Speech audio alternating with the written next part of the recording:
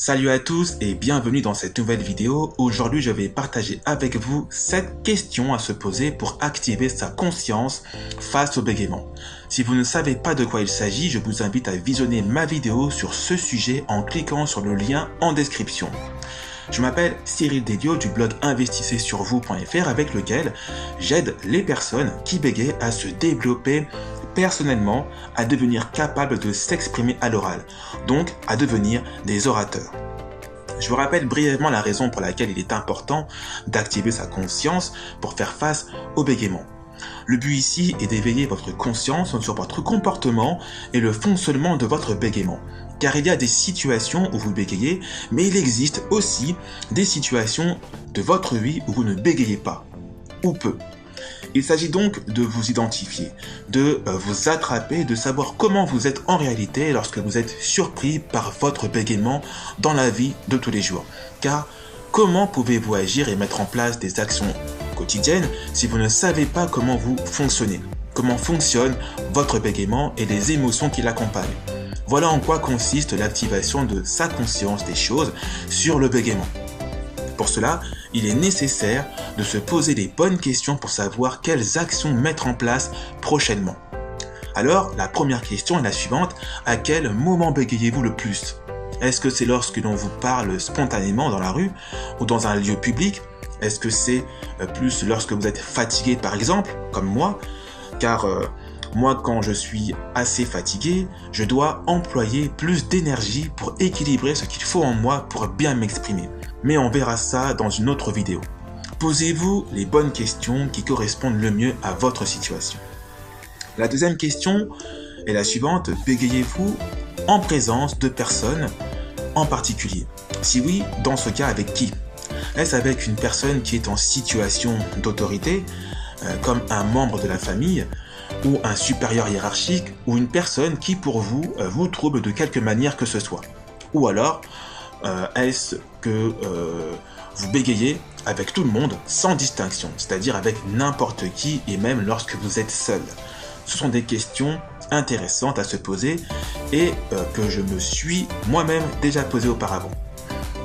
La troisième question est de savoir s'il y a des situations où vous anticipez la survenance de votre bégaiement. Par exemple, lorsque vous apercevez au loin une de vos connaissances, est-ce que vous commencez déjà à anticiper votre bégaiement avant d'être sur l'instant présent, donc au moment de la rencontre? Ou alors, lorsque vous entrez dans un magasin de vêtements par exemple, il y a évidemment un vendeur ou une vendeuse, est-ce que vous anticipez une courte conversation dans laquelle vous sentez que vous allez bégayer?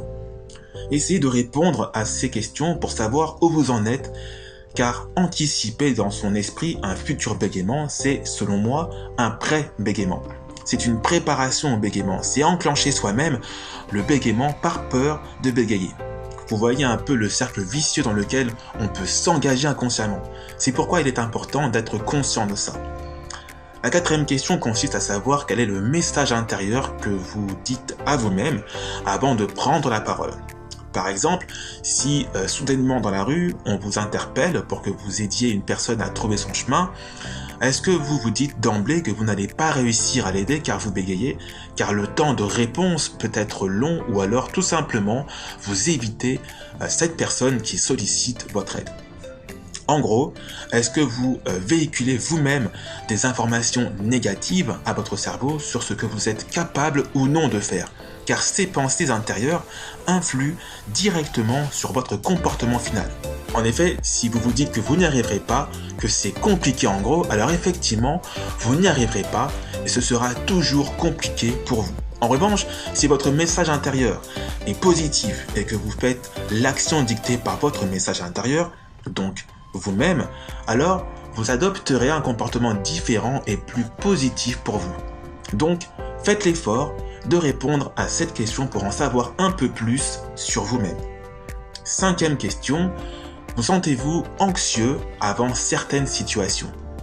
D'abord, qu'est-ce que l'anxiété? C'est entre autres une émotion plus ou moins consciente qui se rapproche de la crainte d'un danger ou d'un problème à venir.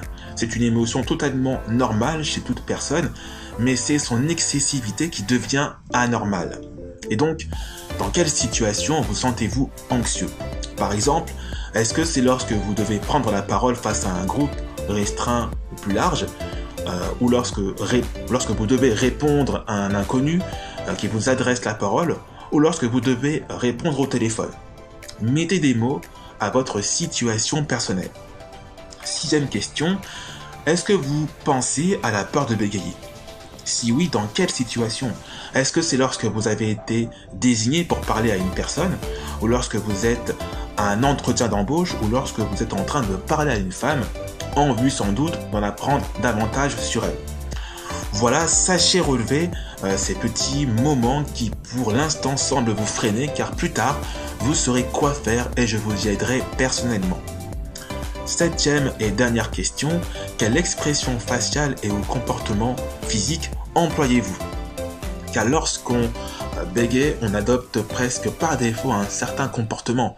Par exemple, lorsque l'on bloque sur un mot, on peut avoir les lèvres qui se crispent, le cou qui est ardemment tendu, on peut avoir tendance à baisser la tête ainsi que les yeux afin d'éviter le regard des autres.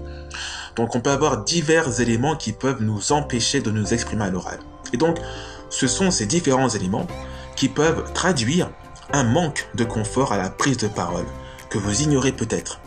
Il y a évidemment des réponses positives à toutes ces questions qui feront l'objet de nouvelles vidéos, mais dans cette vidéo, il s'agit en particulier de savoir quel est notre comportement dans la vie de tous les jours face au bégaiement. De prendre le temps de se regarder et de se comprendre avant de commencer à agir et à investir du temps sur soi-même. Tel est mon but aujourd'hui, que vous investissiez sur vous. Voilà, on arrive déjà à la fin de cette vidéo. Si vous regardez cette vidéo, c'est que vous souhaitez peut-être aller plus loin et améliorer votre élocution. Dans ce cas, je vous offre la possibilité de télécharger gratuitement des exercices avancés de diction pour booster votre approche de la prononciation des mots, ainsi qu'un tableau récapitulatif de ce que l'on vient de voir ensemble dans cette vidéo. Tout ceci est disponible en cliquant sur le lien en description. Donc si vous avez aimé la vidéo, je vous invite à liker cette vidéo et de vous abonner à ma chaîne YouTube pour être au courant de toutes mes nouvelles vidéos. Voilà, je vous dis à très bientôt dans une prochaine vidéo et prenez soin de vous.